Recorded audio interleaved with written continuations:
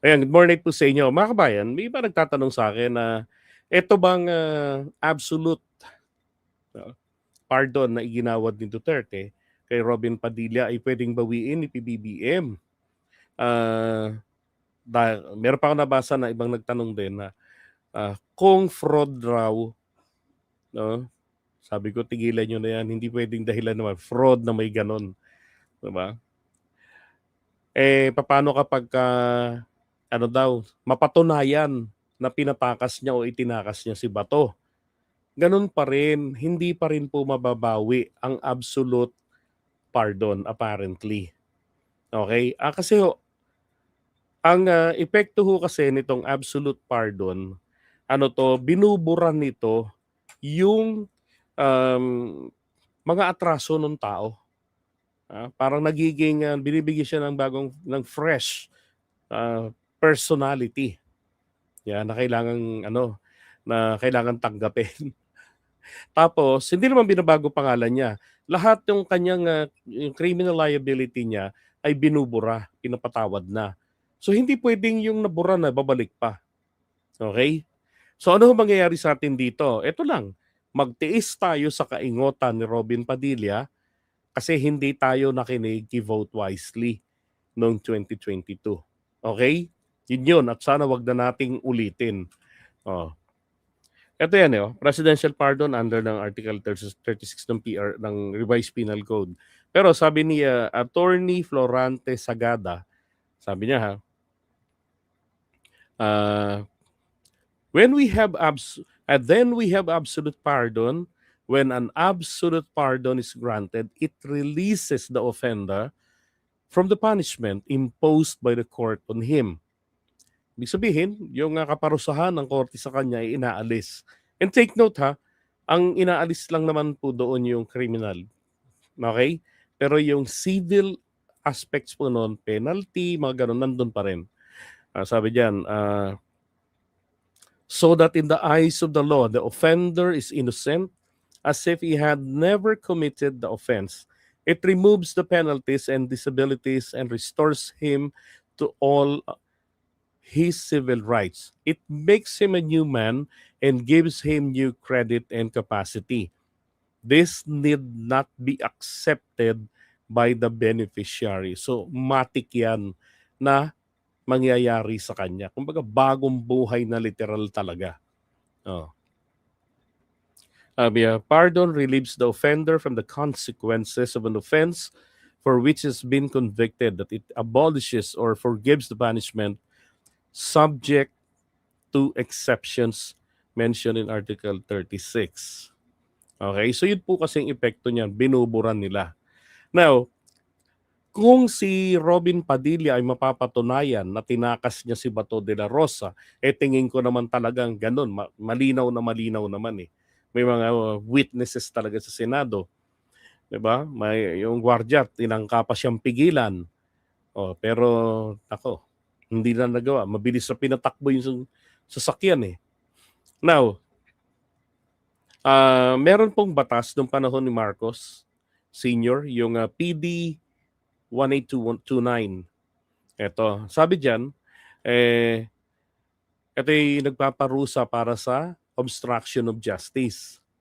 No. At ang parusa nito ay prison correctional in its maximum period. So 6 na taon na kulong plus penalty na pera. Kung ang ginawa daw po ay sabi, harboring or concealing or facilitating the escape. Ginawa ni Robin, facilitating the escape. Diba? Diba to de la Rosa? Ngayon, eto pa uli ang kondisyon ng batas na to. Isa sa mga maiikling batas to eh. Sabi, in any of the acts mentioned herein is penalized by any other law with higher penalty. Kung ang bibig sabihin, kung yung mga nabanggit dyan ay may katulad rin sa ibang mga batas na tinuturing na paglabag at mas mabigat ang parusa, yun daw po yung gagamiting parusa para sa obstruction of justice. For example, kung dito is up to 6 years ang kulong, so kung sa isang batas na nalabag din na may ganyan, Eh, ang parusa naman po ay 20 years. So, 20 years yung i-apply. Yun ang ibig sabihin nito. Now, dito sa section 2, sabi, kung ang paglabag daw po ay ginawa ng isang public official, patay kayo ngayon, Robin.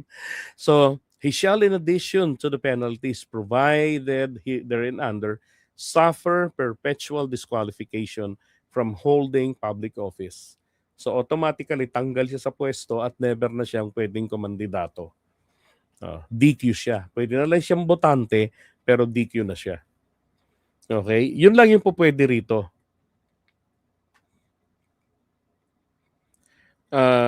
Paano yung mga condition na nakasaad sa absolute pardon? Bali, wala na lang ba yun? Wala na yun eh. Wala namang condition yun. Ang merong condition, yung conditional pardon. Pagka absolute, wala lahat talaga yung binubura yun eh. Ano mga kailangan requirements doon? Na-serve niya na yung kanyang sentensya or 'di ba? Yun ang mga requirements lang naman doon. Eh yung kay Robin Padilla naman kasi, anong nangyari diyan, 2 pardon yan eh. 3 operation nga nangyari diyan. So yung sa huli niya na pagka parang matagal kasi yung kulong dati nung parang 6 na taon yung pagkakakulong nung illegal firearms. So ang ginawa ng mga mambabatas natin noong panahon ni Ramos, binago nila, inamyendahan nila yon. Kasi yung batas na yon, kaya mabigat ang parusa, ay para ho ma-discourage yung mga hook na eventually naging NPA na itago yung mga World War II guns and ammos nila para isuko na nila sa gobyerno. Kasi the mere possession pa lamang ay maa-6 na taon ka. Ngayon, sabi nila, hindi naman na ngayon ganun ang situation. So, kinakailangan i-adjust natin ang batas. In-adjust nila yung parusa. Naging 3 taon. Eh, 3 taon ang nakulong si Robin. 'Di ba? Solaya si Robin. Kaya lang ho, dahil nga po yung kaso niya, ito ay originally, 6 na taon yan, meron niyang perpetual disqualification. No? Kay Ramos, binigyan siya ng temporary lang. Ng conditional. Okay, conditional pardon. Pero para makalaya siya eh. Binigyan siya ng conditional pardon. Pero hindi siya pwedeng kumandidato. So nung panahon ni Duterte 2016, napagbigyan siya ng absolute matapos mapakinabangan siya sa kampanya ni Digong. So nagbayad lang ng utang na loob si Duterte sa kanya. Si Robin naman ngayon, naging super loyal sa kanya. 'Di ba? Kahit nasunugin mo, mangangamoy Duterte. Okay? So apparently wala na tayong magagawa diyan sa ni Robin Padilla.